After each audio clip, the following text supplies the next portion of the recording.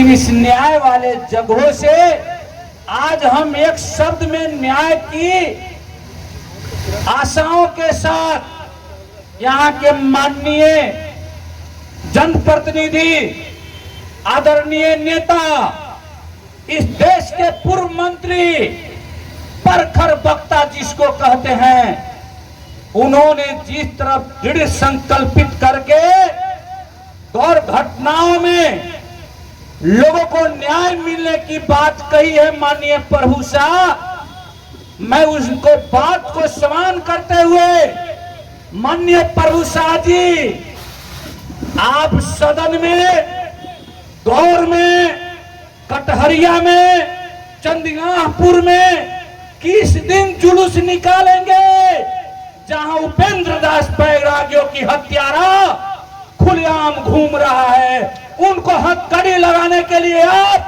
कब धरना देंगे? ये मेरी आग्रह है, ये मेरी अनुरोध है। आप काशीनाथ तिवारी के हत्यारा, इतने हत्याराओं के खोज के लिए आपने दृढ़ संकल्पित है, अच्छी बात है। आपने न्याय प्रेमी, निर्दोष गौर के नेताओं को, लोगों को घेरने के लिए आप बड़े बेसब्री से आपकी नींद नहीं पड़ रही है, तो काशीनाथ तिवारी का कोई न कोई तो हत्या जरूर किया होगा। उन हत्याराओं को पकड़ने के लिए, हथकड़ी लगाने के लिए आपकी जुलूस कब लगेगी इस कटहरिया बाजार में? वो हम देखना चाहते हैं, सुनना चाहते हैं। सामाजिक संजाल में फोटो आपको हम देखना चाहते हैं कि उनके हत्याराओं को हथकड़ी लगाने के लिए आपकी मन में, आत्मा में बुद्धि कब आएगी? ये मेरा प्रश्न है आपसे। छोड़िए और बातों को। दिन के दोपहर में शिक्षक सुनील यादव की हत्या की गई। एक बच्चों को शिक्षा देते वक्त सुनील यादव चौक डस्टर लेके बोर्ड पे पढ़ा रहे थे तो उनकी गोलियां मार दी गई। आप तो जनप्रतिनिधि है, आप तो मसीहा है, आप तो दिग्गज नेताओं हैं। उस सुनील यादव को, हत्यारा को खोजबीन करने हेतु कब आप अपने आवाज को बुलंद करेंगे? एक दिन के लिए आपसे हमारी आग्रह है, हमारी प्रश्न है। क्या ताली एक तरफी बजती है क्या? अरे आप जनप्रतिनिधि हैं, नेताओं हैं, तो दो तरफी ताली बजाइए। मैं किसी प्रकार के कुसंस्कार बात को मैं नहीं कहूंगा। भूमि विधेयक क्यों आई? भूमि विधेयक इस देश में रहने वाले अगले भाई लोगों ने कहा है, आप लोग कान खून के सुन लीजिए।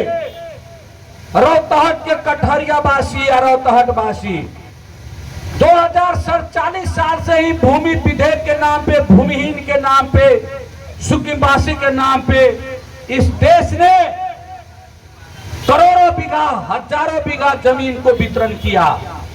हमें बता दीजिए, मधेश में रहने वाले एक भी गरीब मुसहर, चमार, डोम, हलकोर या जिसको जमीन नहीं रहने के लिए है, उनको लाल पुर्जा मिला हो, किसी को नहीं मिला है।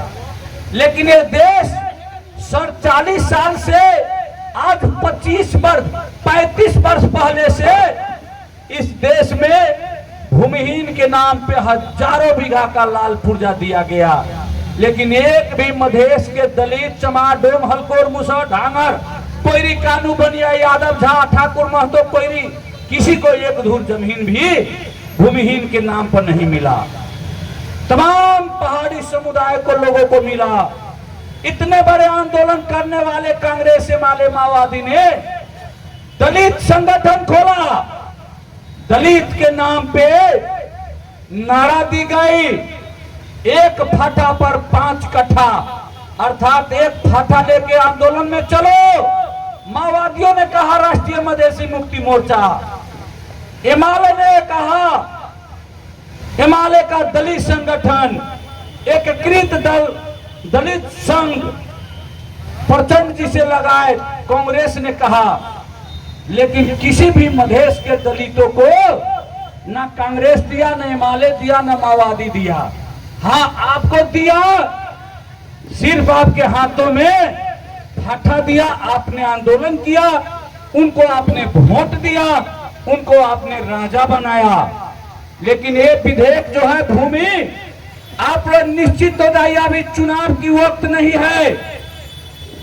ये भूमि विधेयक ऐसा कानून है जिस कानून से जमीन को बिक्री, वितरण, भूमिहीन को बंटना, ये सब होगा।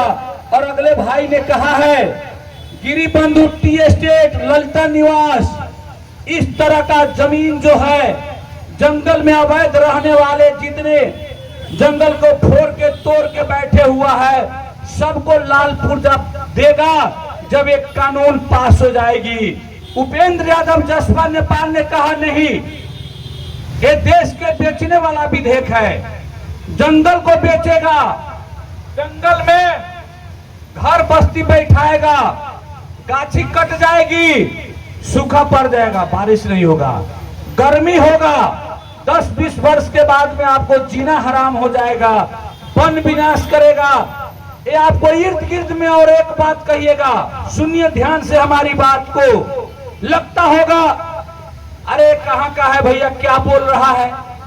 आप जो पूर्व पश्चिम का रोड जो निकला है, वीरेंद्र हाई मार्ग, चंदनिगाहपुर वाले, वो पूरब के झापा से लेके पश्चिम के महाकाली तक, वीरेंद्र हाईवे के, महेंद्र हाईवे के अगल बगल में, जंगल के अगल बगल में देखते हैं ना, अवैध रूप से पहाड़ से उतर के लोग जंगल में अपना जमीन कब्जा किया हुआ है।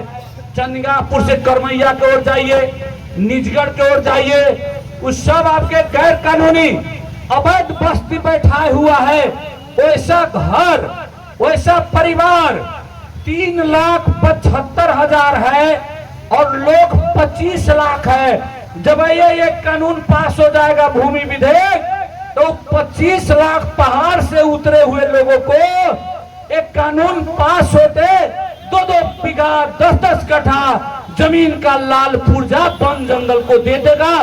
वो लोग तोड़ के फोड़ के आपका लाल पुर्जा से घर बनाएगा या बिक्री वितरण करेगा। उसमें एक भी नेपाल के मधेश में रहने वाले चमा, डोम, हलकोर, मुसर, यादव, तकमा, जोल्हा, किसी को एक धूर भी जमीन नहीं मिलने वाला है। उल्टे में मिलेगा क्या? वो जंगल काटेगा, जंगल काटेगा तो गर्मी बढ़ेगा, जंगल कटेगा तो पानी नहीं पड़ेगा, सूखा होगा। सूखा है ना अभी, ये प्रकृति पे प्रतिकूल असर पड़ेगा। उतना ही नहीं, उस कानून में एक कहा गया है कि मानव चूरे मां मानव बस्ती बसाउने, अर्थात चंदनिगाहपुर जैसे रोड पूर्व पश्चिम से गया है, वो जो पहाड़ है उसमें बस्ती बैठाएगा, गांव बैठाएगा, कठरिया जैसे, गरुड़ा जैसे। जब गांव बैठाएगा तो पहाड़ को तोड़ेगा, तोड़ेगा तो क्या होगा, वहां का बालू गिट्टी नदी होकर, सारी नदी तो उत्तर से दक्षिण की ओर है, नदियां नदी है मधेश में, तो वहां के बालू गिट्टी बाढ़ के साथ आएगा और बाढ़ में आपका खेतहर जमीन में बालू गिट्टी जाके बैठ जाएगा। तो जोतहर जमीन, खेतहर जमीन बलुहट जमीन हो जाएगा। तो कहते हैं हमको 10 कट्ठा जमीन है, 10 बीघा है, बालू खाइएगा, बालू खाएगा क्या आपका बाल बच्चा? जब ये बात को उपेंद्र जी ने विरोध किया, जब इस बात को उपेंद्र जी ने कहा नहीं, ये तो मधेसी लोगों को गरीब बनाने का, जोतहर खेतहर जमीन को बलुहट बनाने का, वन जंगल काट के गर्मी पैदा करने वाला एक कानून है। ये तो बड़का बड़का दलाल, भूमाफिया दलाल के लिए एक कानून है। तो उपेंद्र जी को कहा ओली देउआ ने कि आप समर्थन करिए। उपेंद्र जी ने कहा नहीं, ऐसा राष्ट्रघाती कानून हम नहीं पास होने देंगे।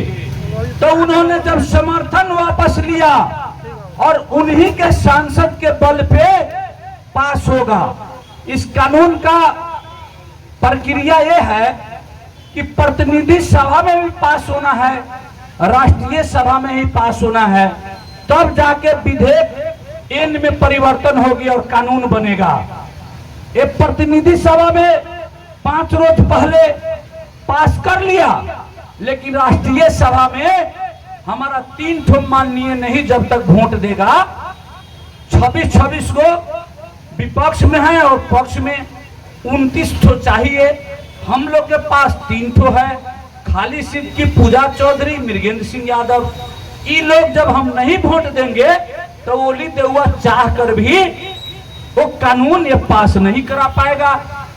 जब पास नहीं होगा तो देश भर में जो दलाल लोग हैं या इन्वेस्टर हमको कहते हैं भूमाफिया, जिनकी लगानी पहले लग गई है, वो सब मिल के 19.5 वर्ष बाद गौर घटना लाया। अब आपके हम दूसरे टॉपिक पे आते हैं। गौर घटना कैसे आया? जब उपेंद्र जी ने इतने बड़े भूमाफिया, घोटालाबाज, भ्रष्टाचारी, दलाल के जमीन पास होने वाले कानून को जब हमारी पार्टी जसपा नेपाल ने रोका, तब जाके 19.5 वर्ष पश्चात गौर घटना में अदालती प्रक्रिया को आगे बढ़ाकर ये परमादेश के द्वारा गौर घटना को लाया गया। हम अदालत को, परमादेश को सम्मान करते हैं। हम पिछले समय में भी सम्मान किए हैं, आज भी कर रहे हैं, कल भी करेंगे। लेकिन गौर घटना किस व्यक्ति के वजह से आया? उपेंद्र यादव को हथकड़ी लगाने का जिन जिन लोगों का सपना है, तो जो लोग वहां घटना हुआ जिसके साथ, उनके मुखिया तो प्रचंड जी ने कल बोल दिया। माओवादी और फोरम के बीच में न लड़ाई हुई थी, तो प्रचंड जी ने तो कल इंटरव्यू में बोल दिया कि मलाई लाग गई ना कि उपेंद्र यादव ने त्यो वाला घटना घटाए को छ, न त्यो वाला घटाए को छ, न वहां अहिले पनि घटाउने स्वभाव को, अर्थात उपेंद्र जी यो घटना में संलग्न छैन, ये प्रचंड कल बोल दिया। लेकिन प्रभु जी कहता है उपेंद्र जी को हम हथकड़ी लगवाएंगे। बताइए, भैया से न जीते सी तो भौजी के गाल पकड़े अभी ले आए। जाना प्रचंड से कहिया, प्रचंड तो कही दो कि न है कि उपेंद्र जी में दोषी, तो जाना प्रचंड से लड़ाई करी है, तो प्रचंड से आपके माननीय जी सकेंगे नहीं। रोहतहट की भूमि न्याय की भूमि है, संघर्ष की भूमि है। इतना हम लोग कहेंगे तो सबको डराते हैं। किसी पर गाली गलौज का मुद्दा देगा, किसी को प्रहरी एसपी में कुछ कहेंगे, किसी को कहीं फंसावेंगे। रे भाई, दोर शमशेर जंग बहादुर राणा कुंज जैसी पसा सिंह जैसे को तो रवावी चली गई, उनकी दबंगी चली गई। आप कौन बड़े दबंग हो? राजनीति करते हैं, राजनीति करिए। सबके पास दल है, पार्टी है, लोग है, वोट है, धन है, सारी बातें हैं। मैं कोई किसी को विरोध और किसी को अपमान करने के लिए हम लोग नहीं आए हैं। लेकिन आप मेरे नेता को गाली करिएगा, मेरे दल को गाली करिएगा, मेरे विचारधारा को गाली करिएगा, बिना वजह को गौर में नेताओं को फंसाने की साजिश करिएगा, तो लोग तो आपके विरोध में बोलेगा ही, आपके विरोध में प्रदर्शन तो करेगा ही। आप जिन जिन लोगों को नाम रखे हैं, मैं 2-4 लोगों को नाम कहना चाहता हूं। फिर भी हम परमादेश को सम्मान करते हैं। लेकिन आप हमें बताइए, गौर घटना उस वक्त जिस लोगों का अहंकार के कारण से, प्रचंड जी ने तो ये भी बोला है कि हाम्रो तर्फबाट पनि गल्ती भएकै हो, हामीले पनि साथीहरूले त्यही दिन, त्यही समय, त्यही बेला, त्यही ठाउँमा कार्यक्रम न गर्दिँदा पनि हुन्थ्यो, हाम्रो तर्फबाट पनि त्रुटि भएकै हो। अर्थात प्रचंड जी भी इस बात को स्वीकार किए हैं कि उपेंद्र यादव निर्दोष है और माओवादी के भी तत्कालीन साथी लोगों के कुछ अहंकार की वजह से वहां घटना हो गया। ये तो खुलेआम प्रचंड जी अपने दिल से अंतर्वरता को कर्म में कल कहे हैं, तो सारे लोग को समझ रहे हैं और व्यक्ति जात विशेष केंद्रित आपका राजनीतिक रहता है तो आप करिए राजनीति। हम तो मधेश के लिए कमती में कर रहे हैं, हम तो इस चेहरा के लिए कर रहे हैं, हम किसी को अपमानित करने के लिए नहीं कर रहे हैं। हमें तो फक्र है, हमें गर्व है, मुझे खुशी लगता है जब ये प्रहरी सीडीओ एसपी को देखते हैं तो 2 फूली वाला 1 फूली वाला को नंबर पर हम पढ़ते रहते हैं। हम ऐसे ऐसे कार्यक्रम में जाते हैं तो पुलिस भाई लोग जहां खड़ा रहता है तो उनका नाम लिखा रहता है, उसको नाम हम पढ़ते रहते हैं। तो देखते हैं कोई यादव, कोई महतो, कोई दास, कोई पासवान, कोई झा, कोई खान। ये हम लोग को खुशी लगता है कि मधेश आंदोलन ने कम से कम आरक्षण के माध्यम से 80 में 100 में इंस्पेक्टर में मधेसिया का बेटा तो घुस गया। 10 वर्ष के बाद जो ये वो फूली वाला पुलिस जो पुलिसवा घुस गया है पुलिस, वो 10 वर्ष के बाद तो जरूर डीएसपी रहेगा। रहेगा कि नहीं रहेगा? बोलिए ना आप लोग, रहेगा ना? हो किसका बेटा रहेगा? मधेसी का बेटा रहेगा। उसमें झा भी होगा, यादव भी होगा, कोयरी भी होगा, मुसलमान भी होगा, चमार भी होगा, डोम भी होगा, हलखोर भी होगा, झा भी होगा, ठाकुर भी होगा, लोहार भी होगा, कोयरी कुशवाहा से लेकर गुआर भी होगा।